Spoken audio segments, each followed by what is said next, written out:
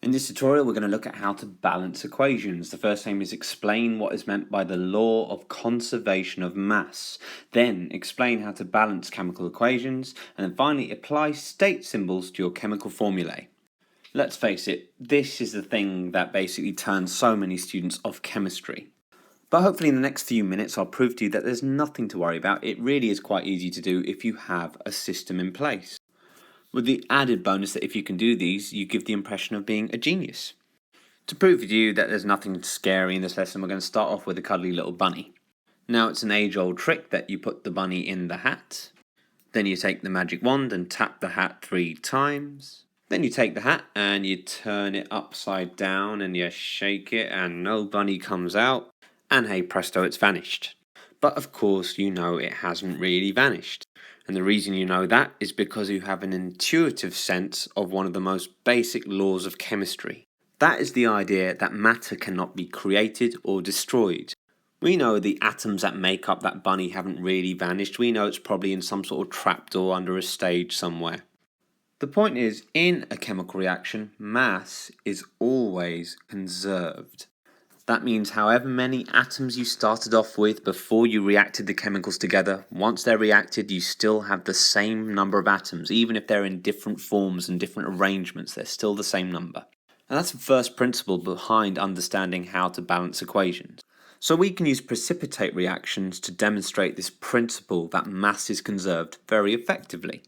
A precipitate reaction happens when we take two soluble solutions, so two clear looking solutions like copper sulfate solution and sodium hydroxide solution, but when we react them together we make an insoluble solid that precipitates out of the solution. So a solid comes out of the solution and is present as a powdery substance in the liquid.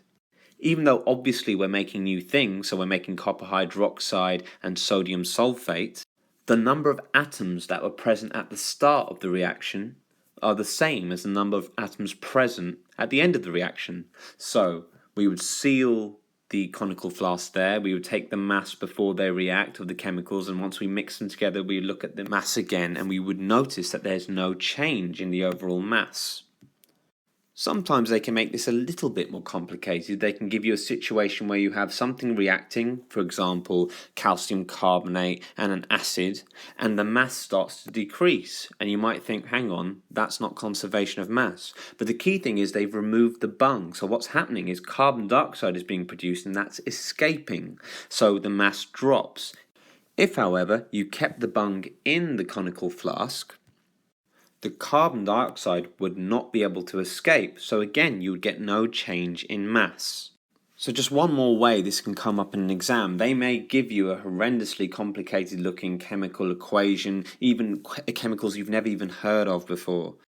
But they will specify the mass of the reactants used. So in other words, the mass of this plus this together would be 17 grams. And then I'll ask you, what's the mass of the products produced? Now, it doesn't matter if you know the chemicals or not. You know the principle of conservation of mass. Mass is always conserved in chemical reactions, so the answer would be 17 grams. They might take it to one more level where they give you basically the mass of one of the products, but not the other one. So let's say, for example, the copper hydroxide they say is 10 grams, so what's the mass of sodium sulfate? Well, it'd be very easy. 10 plus what equals 17? Well, 7 grams. So hopefully you see this is nothing to stress about. It's just basically saying what goes in has to come out. So that is how we explain what is meant by the law of conservation of mass. Mass is saved. So hopefully in the next few minutes I'm going to prove to you that balancing equations isn't a nightmare it might appear to be in your head. The first issue that students commonly trip themselves over is confusing word equations with chemical symbol equations. Quite often I see a hybrid where some of the equations written with words and the rest with chemical symbols. Don't ever do this, you will never get the marks. So this is a typical word equation question commonly found in foundation papers. It says a piece of magnesium is burnt in oxygen to produce magnesium oxide. Write the word equation for this reaction. My tip for you here is just underline the chemicals that they list in the question. So magnesium, oxygen, and magnesium oxide. The rest writes itself. That's it. So you just write magnesium plus oxygen, because it says magnesium has been burnt in oxygen to produce magnesium oxide. So the reactants are here, they've been reacted together, and this is the product. Please don't lose marks by writing O2 instead of oxygen. It's just a bit careless, don't do it. Okay, let's get down to the balancing. So this is the chemical equation so far, and it's not balanced. You can see I have one magnesium here, I have two oxygens here, one magnesium and one oxygen. So there's more oxygen here than there is here. This defies the law of conservation of mass because we have more mass on this side than this side. That's impossible. I'm going to start off by telling you what you definitely cannot do. You can never, ever, ever change these numbers here. These small numbers that follow the element define what that molecule actually is. So if you change this, you will change the type of molecule it is. So let's say I've got a molecule of oxygen, O2, but to make my equation balance, I need another oxygen on this side. So I'd be quite tempted to go, right, I'm just going to put a 3 there, so now I've got O3, and I put a 3 oxygens there. You see what I've done now, this is no longer oxygen. This is now a different chemical called ozone. O3 is ozone. My chemical equation doesn't tell me I'm going to make or use ozone. I need to use oxygen. So that's why you can't change these numbers. You're breaking the laws of chemistry by doing so. But what you most definitely can do is add more molecules. So I can add more magnesium, more oxygen, more magnesium oxide. So I thought at first I'd make this visual for you so you can see what's going on. So this is my magnesium, this is my oxygen, magnesium oxide. So I could add more oxygen, more magnesium. How I do this is I could put a large, big number in front of the molecules. So at default, they are all at 1. So this is saying 1 magnesium, 1 molecule of oxygen, 1 molecule of magnesium oxide. So I can always add more. That's pretty easy. Okay, so this is how I think it should work. Basically, I'm showing you my method of doing it. This is what saved me during my GCSEs so many moons ago. Then the next one, before I start explaining it, I'd like you to pause the video and have a go yourself, then unpause it to check your work. I'm going to give you 2 more examples beyond this one. Okay, step 1, draw a line down from where the product arrow is. Don't worry, you can definitely do this in an exam, you will not get penalised. Step 2, write the elements present on both sides in the same order. So here I've got magnesium and I've got oxygen. Do the same for this side in exactly the same order so you can see across the dividing line. Even if the elements don't appear in the same order on this side, however in this chemical equation they do, so no problem there. So now I've done that, I just need to count the number of atoms for each element on either side. That's why I've made it visual for the first 2, just so you can track this. So I have 1 magnesium atom on this side, as you can see here. I have 2 oxygen atoms on this side, which you can see here, O2, O2. On the other side, I have 1 magnesium atom. You can see that here and here. And I have 1 oxygen atom. And you can see that here or here. So then ask yourself this question, which side is down and what am I down on? So obviously I'm down on oxygen on this side. So I need to increase oxygen on this side. Now this is where students panic. They go, well, if I increase this and I'm going to increase magnesium too, that's fine. That's what you need to do. So my tip for you is always go to the next lowest number, unless you're really good at this and you can see this a mile off. But if you can't, do this. So we started at a default of 1, so I'm going to put a 2 here. So now we literally have 2 molecules of magnesium oxide, 2 MgO. That's what it means. So now we've done that, how does that affect the numbers on this side? Well, now we have 2 magnesiums, as you can see here, 1 and 2. And of course, we have 2 oxygens because of 1 and 2. 2 counts for this and it counts for that. So are we balanced? No, unfortunately not, because we are still down on the other side, but this time we're down with magnesium. So we need to up the magnesium again, go for the next lowest one. So default is 1 magnesium, so I'm going to increase it to 2 magnesiums. So now let's check. We have 2 Mg here, 2 magnesiums here, and therefore we have 2 magnesiums here. Are we balanced now? Well, 2 here, 2 here, 2 oxygen here, 2 oxygen here, 2 magnesiums, 2 magnesiums, 2 oxygens, 2 oxygens. That's the method. Just keep on doing that for every balanced equation. You'll get there. There will be the odd occasion where basically you start doing it and you end up going on for about 10 minutes, increasing the numbers. If you're getting to really high numbers and you're getting a bit like disturbed by what you're seeing, so if it's going into 4s, 5s and 6s, what you've done is probably started with focusing on the wrong chemical. So start again, and this time change a different chemical and see what effect that has. But that hopefully won't happen too often. And normally the numbers don't really go above 2. They do occasionally, but not often. So now let's look at the combustion reaction. This is the one I want you to pause and try yourself before I show you the answer. Before you pause it, just look at the reaction itself. We have methane, the word equation. The reactants are methane, that's the fuel that comes out of the gas taps in science labs, made of carbon and hydrogen, plus oxygen will produce water and carbon dioxide. So we've got CH4, that's methane, plus O2 gives you H2O and CO2, and you can see that here. Here's our hydrocarbon fuel, methane, and we've got oxygen, a molecule of water, and carbon dioxide. Is it balanced? Well, hopefully through here, visually, you can see instantly it's not. There's 4 hydrogens here, but only 2 here. There's 2 oxygens here, but there's 3 oxygens here, so it's clearly all over the shop. Okay, pause it now and give it a go. Alright, here's the solution. So once again, I go down and I write the elements on both sides. C, H, O, and even though I don't get it in the same order on this side because H comes first, I must write them in the same order, otherwise it just gets very confusing.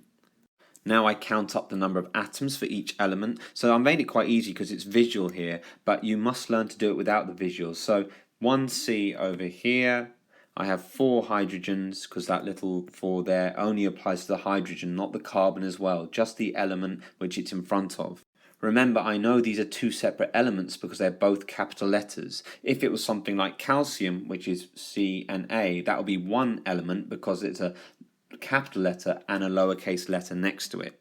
Okay, back to balancing. I have 2 oxygens on that side, as you can see, O2, 2 oxygens. Now let's go to the other side. I have 1 carbon, as you can see below. I have 2 hydrogens, and and this is the bit which people forget sometimes, I have 3 oxygens here, 2 on this side and 1 there. Remember to check both, okay? So I have 3 here. So again, this is quite a nice, easy one because we're down on one side only. It can get a little bit trickier when you're down on both sides. Then you can unintentionally start with the wrong chemical, which can get you into trouble, as I said before. So we're down on hydrogen and we're down on oxygen. So which of these molecules should we focus on to increase hydrogen oxygen? Well, it's pretty obvious that water would be the best bet. So let's go for the next lowest value, which is 2 molecules of water. So you can see I've doubled it here now. So now I have 4 hydrogens here and 2 oxygens here and obviously 2 oxygens here. So let's change that. Hydrogens, I've now got 4, and oxygens, I've now got 4. Sometimes you won't have time to deal with visuals, so know how to do it numerically. So it's 2 times 2 hydrogens and 2 times 1 oxygen, because there's no number there, it's at default of 1. So we have 4 hydrogens here and 2 oxygens here. With the 2 oxygens here, that's 4 oxygens in total. So now let's go to the other side. We are balanced for carbons, we are balanced for hydrogens, but we are not for oxygen. So obviously we are down with oxygen here. So again, focus on the next lowest number. And obviously it makes sense to focus on oxygen, not these, because these are balanced. Carbon and hydrogen are balanced. So just put a 2 there and let's see what effect that has. So now we've doubled the amount of oxygen. So we have 4 oxygen atoms. Are we balanced now? Well, 1 carbon, 4 hydrogen, 4 oxygen, 4 oxygen. Okay, the real test. I'm not going to give you any visuals for this one. Pause it and see if you can do it. I'm going to carry on in 5 seconds. Okay, so I'm going to write the elements on each side. So I have copper. Remember, that's 1 element because it's a small letter with a big letter in front of it. I have sulfur and I have oxygen. Remember, these are 2 separate elements because they're 2 capital letters. I have sodium and I have hydrogen. So I've got a load of elements here and I'll have exactly the same on the other side. Right, so let's count up the number of atoms. Copper, I've only got 1 on this side, as you can see here. Sulfur, I've only got 1 on this side. Oxygen, however, I have 4 over here and 1 over here. So I've actually got 5 oxygens. Okay. Sodium, I've only got 1 over here. And hydrogen, I only have 1 over here. So now let's look at the other side. Copper, I've only got 1. there. Sulfur, I've only got 1 again over here. Remember that this 4 only applies to the oxygen, not the sulfur. They're 2 separate elements. Oxygen, now this is a bit trickier. I've got 4 oxygens here, but this bracket here with the 2 next to it tells me that everything in here there's double the amount of. So I haven't got 1 oxygen, I've got 2 oxygens here. So 2 plus 4 is 6. So I've got 6 oxygens. I have 2 sodiums here. And hydrogens, I have 2 because again it's in the bracket, so it's doubled. Okay, so what seems quite complicated at first, you'll notice something very obvious. We're just down on this side and only with these 3 elements here. Copper's balanced, sulfur's balanced. So we're down with oxygen, sodium and hydrogen. So down here, here and here. Is there a chemical that contains all these? Yes, there is. It's sodium hydroxide. So we're starting off with a default of 1 molecule of sodium hydroxide. So let's go for the next lowest and put 2 molecules. This means now we have 2 oxygens here and 4 here, so that's 6 in total. We have 2 sodiums here and we have 2 hydrogens here. So now are we balanced? Yes, 6 and 6, 2 and 2, 2 and 2. Yes, we're balanced. So that is how we balance chemical equations. So now we're going to look at state symbols, which can be a bit confusing for students, but there's only 4 to remember. The trick is knowing when to apply them.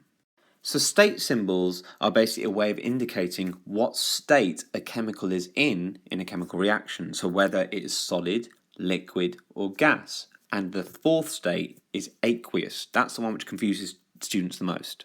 So solid is simple enough. We indicate that with a small s in brackets, and an example could be any metal or calcium carbonate.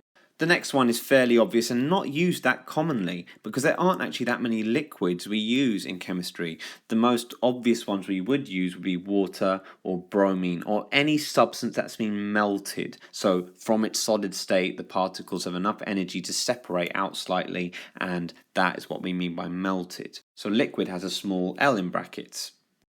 Then we have gas. Now pretty much the only gases you need to know in C1 are carbon dioxide, hydrogen, chlorine and oxygen. You could argue a few alkenes as well, like ethene. And gases are denoted with a little g in brackets. Then let's get to the most troublesome one, and that is aqueous, small aq in brackets. All acids are examples of aqueous solutions. So basically all the acids we use in school are in an aqueous state, such as sulfuric acid, nitric acid, hydrochloric acid. What aqueous actually means is that something has been dissolved into water or a liquid. So to make hydrochloric acid, we dissolve hydrogen chloride gas into water. To make sulfuric acid, such as acid rain, we dissolve sulfur dioxide into water. And to make nitric acid, we dissolve nitrogen dioxide into water.